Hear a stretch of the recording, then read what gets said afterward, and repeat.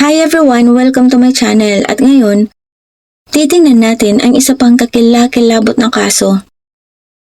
Noong ika-6 ng October 2025, ilang sandali bago maghating gabi, sa Route 14 sa isang liblib na bahagi ng Harvard, Illinois, isang tahimik at halos walang dumadaan, malapit sa hangganan ng Wisconsin, napapaligiran ng malalawak na bukirin. Isang patrol officer ang nakapansin ng sasakyang nakahinto sa gilid ng kalsada. Nakabukas ang hazard lights nito. Paulit-ulit na kumikislap ang kulay kahel na ilaw. Sumasagitsit sa matinding dilim ng highway. Nakatigil ang sasakyan, patay ang makina. Huminto ang pulis sa likuran ng sasakyan at lumapit sa bintana ng driver. Sa liwanag ng kanyang flashlight, dalawang anino ang tumambad sa kanya. Sa upuan ng driver ay isang babae, nakayuko at nakasubsob sa manibela sa hindi pangkaraniwang paraan. Sa upuan ng pasahero ay isang lalaki, nakahilig patras ang ulo. Malakas na kumatok ang pulis sa bintana at inutusan silang buksan ang mga pinto, ngunit walang tugon. Napansin niyang nakalak ang lahat ng pinto. Ayaw niyang basagin ang salamin at posibleng makaapekto sa isang sensitibong sitwasyon bago dumating ang karagdagang tulong. Kaya agad siyang tumawag ng mga medics at investigador at iniulat ang dalawang taong hindi tumutugon sa loob ng isang nakasaradong sasakyan. Mabilis na isinara ang Route 14 gamit ang dilaw na tape. Nang dumating ang mga paramedic at mga detective, dumating ang mahalagang sandali ng pagpasok sa loob ng sasakyan. Dahil nakalak ang mga pinto mula sa loob, kinailangan ng mga espesyalista na gumamit ng mga kagamitan upang mabuksan ito nang hindi binabasag ang mga bintana. Sa sandaling mabuksan ang loob ng sasakyan, kinumpirma ng mga medical personnel na wala ng buhay ang babae at ang lalaki. Nakilala ang kanilang mga pagkakakilanlan mula sa mga dokumentong natagpuan sa isang wallet. Si Rachel Noel Dumovich, 29, at ang kanyang asawang si Brandon Peter Dumovich, 30.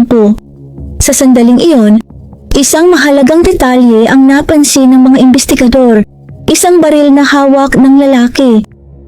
Nagsimula ang masusing pagdodokumento sa pinangyarihan. Sa kabila ng presensya ng isang baril sa loob ng sasakyan, kinakailangan pa ring magsagawa ang mga detective ng kumpletong inspeksyon sa buong sasakyan. Hindi ito karaniwang pagsisiyasat para sa isang aksidente. Isa itong pagsusuri kung may naganap bang sa pilitang pagpahinto sa sasakyan. Sinuri ng mga eksperto ang labas ng sasakyan.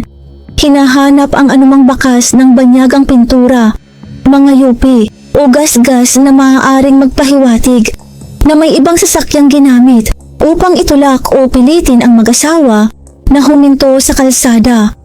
Ngunit nanatiling maayos ang katawan ng sasakyan. Walang sira ang mga bintana. Wala ring anumang palatandaan ng panlabas na panghihimasok o paghahabol. Ang galoob ng sasakyan ay tila isang selyadong kapsula, isang lugar kung saan nagsimula at nagtapos ang lahat nang walang pakikialam mula sa labas.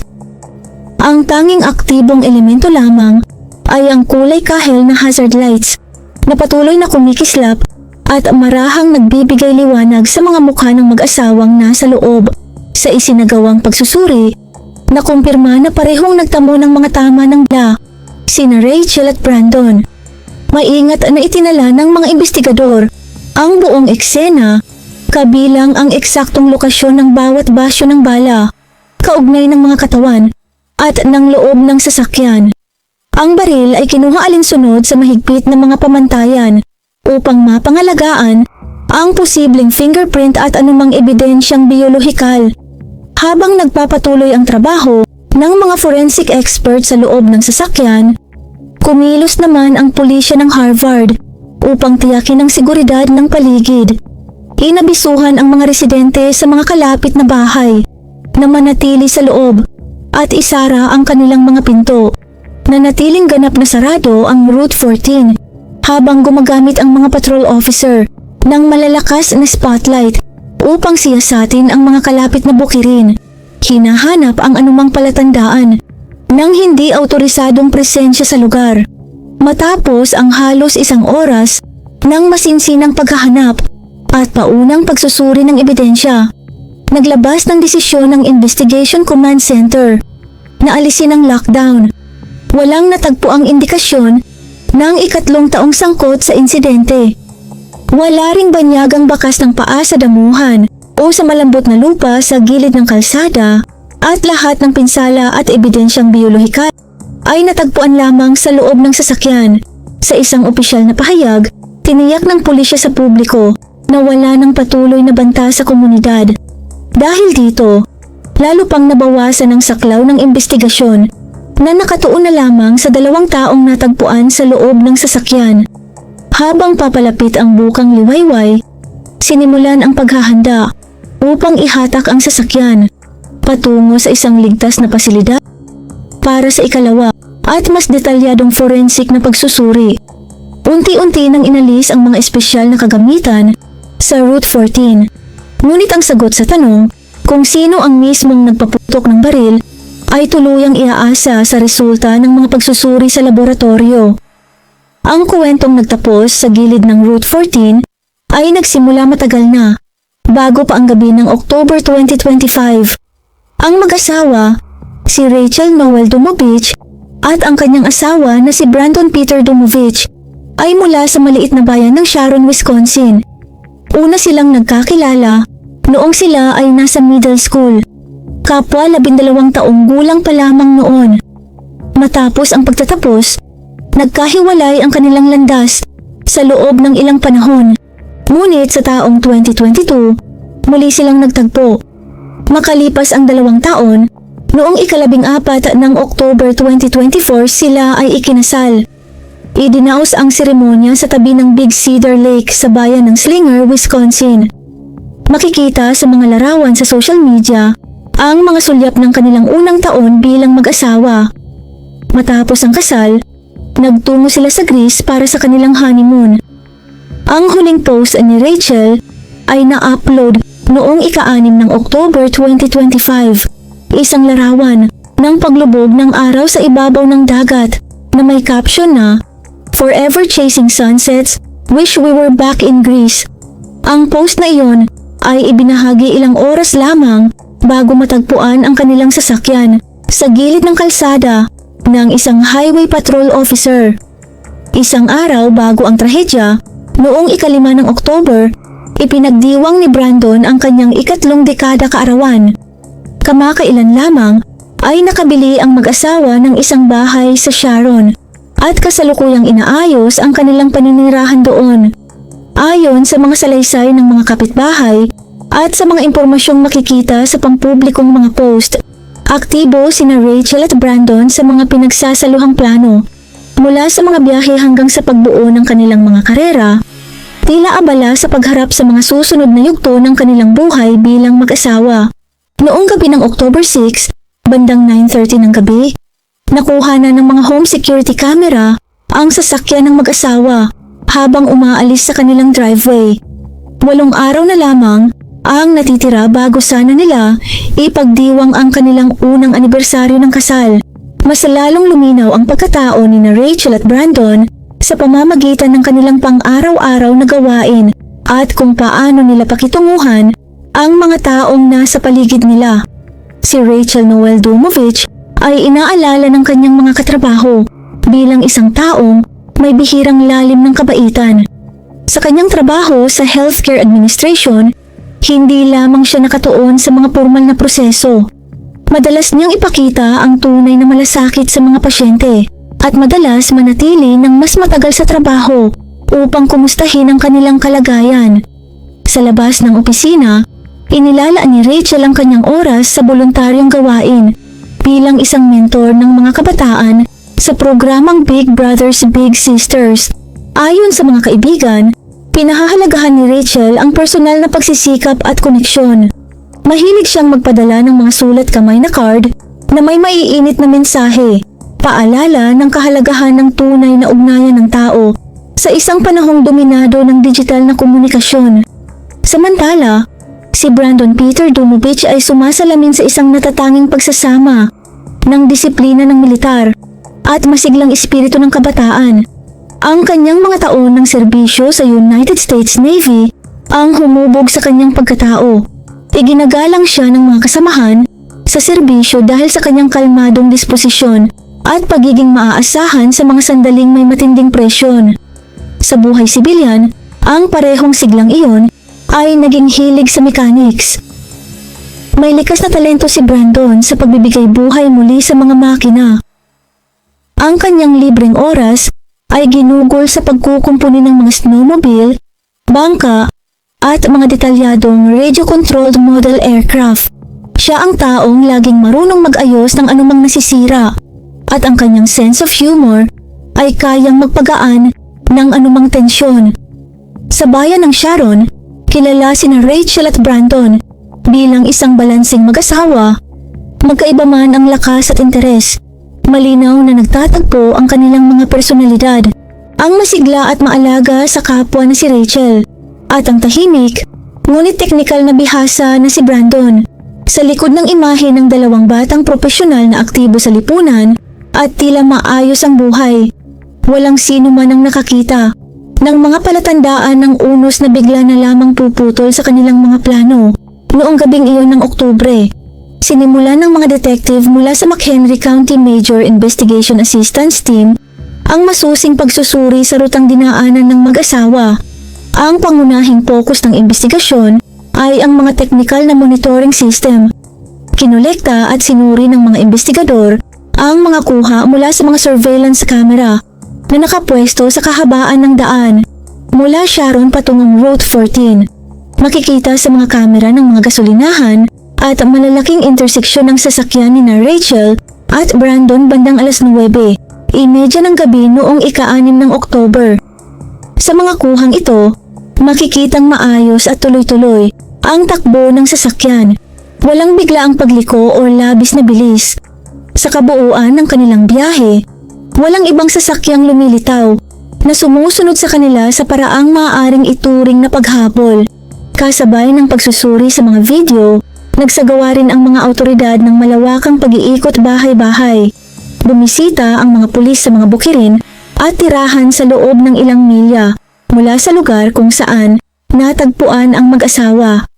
Hinanap ng mga detective ang anumang posibleng detalye. Hindi pangkaraniwang tunog ng makina, isang malakas na putok, o mga ilaw ng sasakyang nakita sa hindi karaniwang oras. Ngunit walang lumitaw na saksi. Ang mga residenteng nasa kanilang mga tahanan noong gabing iyon ay nagsabing wala silang narinig na anumang putok. Wala ring nakakita ng mga hindi pamilyar na tao sa kahabaan ng Route 14. Ang kawalan ng anumang naririnig o nakikitang palatandaan ay lalo pang nagpatibay sa unang obserbasyon ng patrol officer. Ang lugar ay nababalot ng ganap na katahimikan. Sa isinagawang background check sa personal at panlipunang ugnayan ng mag-asawa, walang natuklasang koneksyon sa kriminal na aktibidad o sa sinumang may malinaw na dahilan upang manakit. Naglabas ang Harvard Police ng isang press release na nagkukumpirma na wala pang itinuturing na suspect o person of interest sa panahong iyon. Walang ebidensyang nagpapahiwatig na may ibang taong naroon sa bahaging iyon ng kalsada sa loob ng kritikal na oras ng insidente. Tinapos ng mga investigador ang yugtong ito ng kaso sa isang mahalagang konklusyon. Walang palatandaan ng panlabas na panghihimasok sa sasakyan. Ang kawalan ng pisikal na bakas o ebidensya ng paghabol ay nag-udyok sa investigasyon na ituon ng pansin sa mga ulat ng ballistics at toxicology. Mga resultang hindi pa noon dumarating. Ang lahat ng pisikal na ebidensyang nakolekta mula sa Route 14 ay inilipat sa malinis at kontroladong kapaligiran ng Illinois State Police Forensic Laboratory. Mula rito, bumagal ang takbo ng investigasyon dahil ang susunod na mga hakbang ay nakasalalay na sa masusing proseso ng siyentipikong pagsusuri. Ang sentrong tanong para sa forensic team ay nakatuon sa barilan na natagpuan sa loob ng sasakyan. Sinimulan ng mga eksperto sa ballistics ang mikroskopikong paghahambing. Sinusuri ang mga marka sa mga basyo ng bala at ang mga bakas ng rifling na naiiwan sa mga projectile. Ang maliliit na detalyeng ito ay kailangang eksaktong tumugma sa loob ng baril na na-recover upang mapatunayan na ang partikular na sandatang iyon at walang iba ang naging dahilan ng pagkawala ng 2 buhay. Kasabay nito, isinagawa rin ang mga pagsusuri para sa gunshot residue.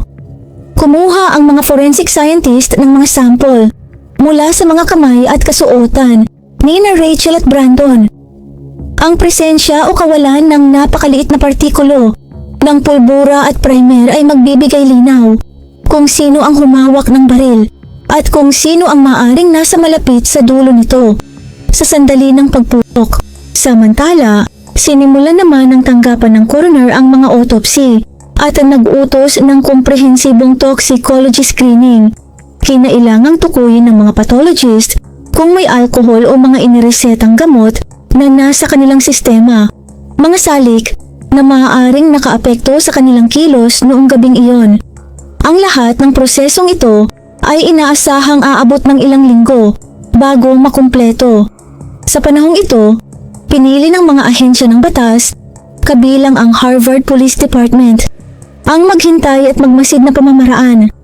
Tumanggi ang mga opisyal na magbigay ng pampublikong klasifikasyon ng kaso habang hinihintay ang pinal na resulta ng mga pagsusuri. Sa mga opisyal na pahayag sa media, walang binanggit na krimen o kusang pananakit. Inilarawan lamang ang insidente bilang pagpanaw ng 2 individual habang hinihintay pa ang formal na kumpirmasyon mula sa laboratorio. Para sa mga pamilyang Domovich at Noel, ang panahong ito ay lumipas sa gitna ng kakulangan ng impormasyon. Napilitan ang mga kamag-anak na ayusin ang mga serbisyong pamamaalam nang walang opisyal na paliwanag kung ano ang eksaktong naganap sa mga huling minuto ng buhay ng kanilang mga mahal sa buhay. Ang kawalan ng malinaw na sagot ay nagdulot ng tensyon sa publiko. Ngunit nanatiling maingat ang mga investigador. Batid nila na anumang maagang konklusyon ay maaaring mabago o mapawalang bisa ng kahit isang ulat mula sa laboratorio. Habang isinasagawa ng forensic laboratory ang mga sarado at masusing pagsusuri, unti-unting nagbago ang takbo ng buhay sa Harvard at Sharon patungo sa pag-alala. Nag-organisa ang mga kapitbahay at kaibigan ng mga candlelight vigil. Sa social media, muling lumitaw ang mga larawan ng kasal at mga kuha mula sa kanilang huling bakasyon. Kalakip ang mga personal na alaala at mensahe ng pagdadalamhati. Sa gitna ng lungkot at kawalan ng katiyakan, nagpasya ang mga pamilyang Domovich at Noel na magsagawa ng magkahiwalay na seremonya ng pamamaalam. Ang mga paghahanda sa burol at libing ay isinagawa ng magkahiwalay nang walang koordinasyon sa pagitan ng 2 pamilya. Napansin ng ilang mapanuring tagamasid ang isang kapansin-pansing detalye sa mga inilathalang obituary. Sa obituary ni Rachel, walang nabanggit tungkol kay Brandon. Gayon din, sa obituary ni Brandon, hindi rin binanggit ang pangalan ni Rachel. Wala ring lumitaw na karaniwang mga pareralang tulad ng minamahal na asawa o kabiyak sa buhay. Ang dokumentadong katahimikang ito ang naging tanging pampublikong palatandaan ng tensyon sa pagitan ng mga pamilyang napilitang ihatid sa huling hantungan ang kanilang anak nang hindi pa nalalaman kung sino sa kanila ang may pananagutan sa pagpanaw ng isa. Pagsapit ng katapusan ng linggo, isang tow truck ang kumuha sa sasakyan mula sa police impound lot upang isailalim ito sa ikalawa at mas masusing pagsusuri. Ang bahagi ng Route 14 na kamakailan lamang ay puno ng kumikislap na ilaw at aktibidad ng mga forensic team ay muling nanahimik.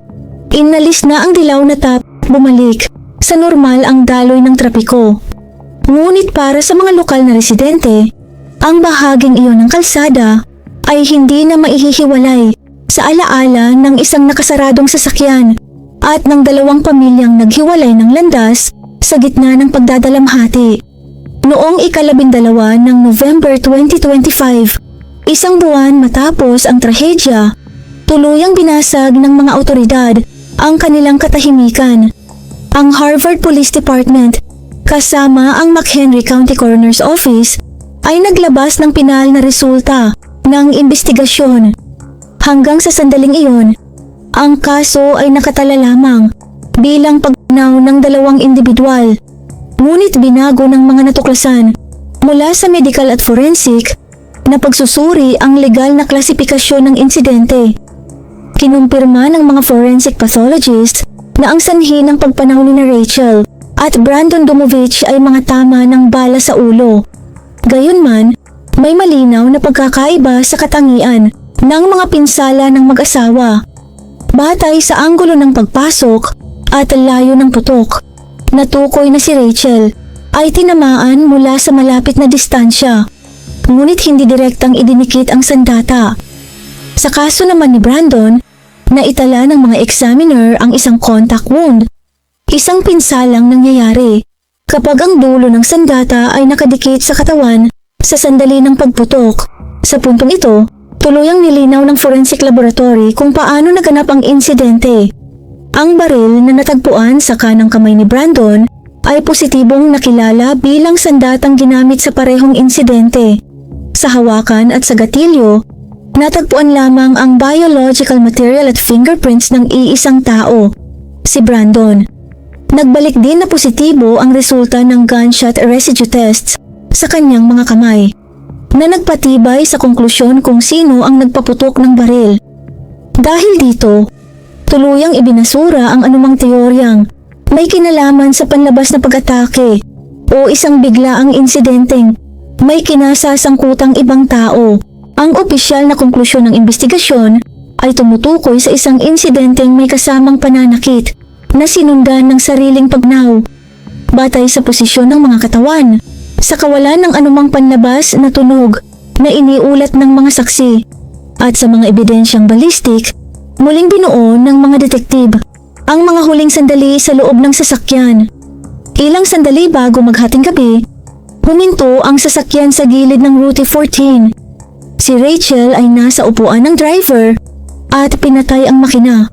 Pagkatapos nito, inactivate ang hazard lights, isang sinadyang kilos na nangangailangan ng malinaw na pagpindot sa dashboard.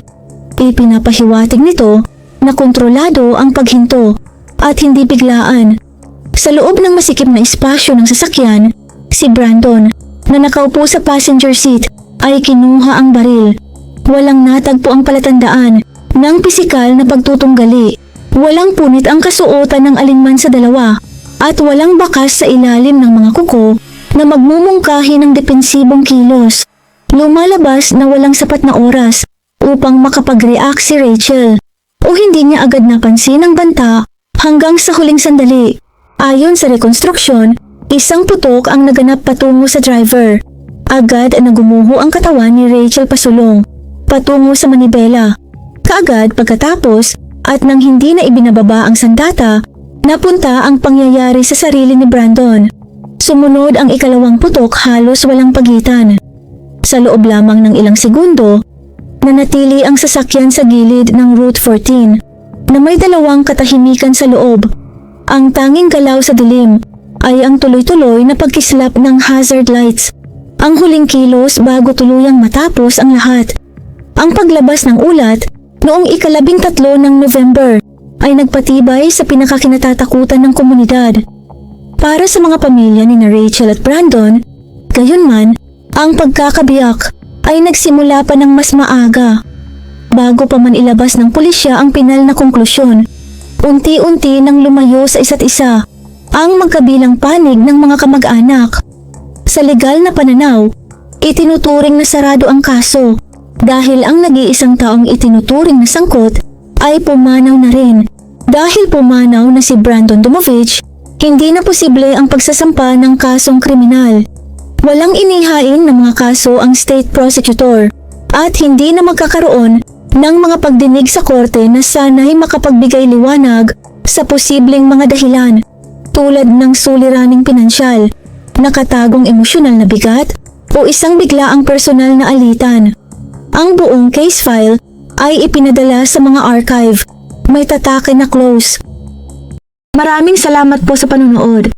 Kung hindi naman po kalabisan, paki-like at subscribe po sa aking channel, and as always, keep safe everyone.